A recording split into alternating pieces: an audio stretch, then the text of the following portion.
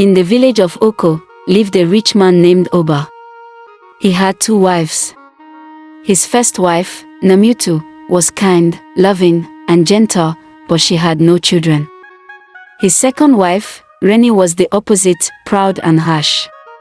She had a son named Reno, and because she had given Oba a son, both she and Reno mistreated Namutu. Oba, blinded by his desire for a son, supported Reni's behavior, even though Namutu never wronged him. One afternoon, Namutu was sitting outside her hut, weaving a basket. Reno, Remi's son, approached her with a smirk on his face.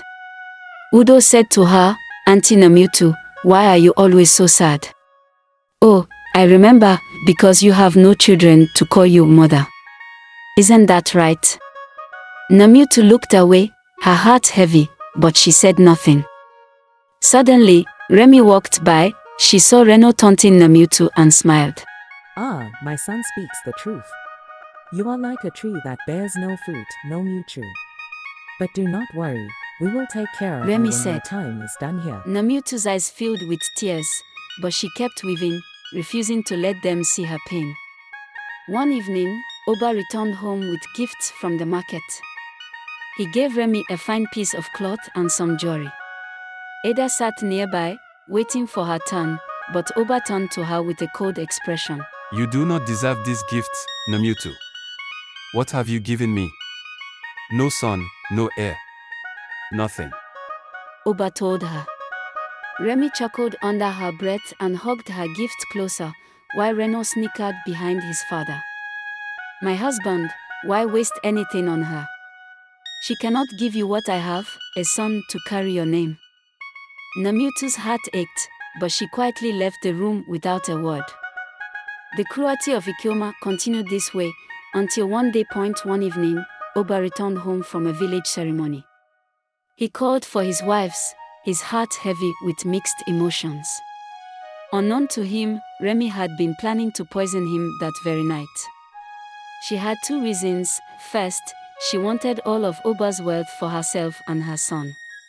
Second, she feared that someone might discover her secret lover. That night, while Oba slept, Remi crept into his room and slipped poison into his drink, which Oba normally takes whenever he wakes. The next day, Oba was found dead in his hut. Remi wailed the loudest, pretending to mourn her husband. But as the villagers gathered, Nilo and her children arrived. "What happened to my husband? The father of my children?" Years before, Oba had another wife, his first love, named Nilo. They had children, but one day, on his way back from the market, Oba was ambushed by thieves. Give us all your money, men. And those goods you're carrying. Thieves said they hit him with clubs, tied him up, and stole everything he had. Thinking he was dead. As fate would have it, a hunter named Chuki passed by that day. He saw Oba lying unconscious and covered in bruises. Who would do such a thing? Come, young man, I will take you to my home. Chuki said. Chuki carried Oba to his village and cared for him. However, Oba had lost his memory from the attack and didn't know who he was or where he came from. Years passed, and one day, there was a grand ceremony in Oko village. Oba attended, not knowing that his past was about to catch up with him. Suddenly, Nilo, his first love, saw him from across the crowd. She ran to him, her heart pounding. "Oba, is that you?"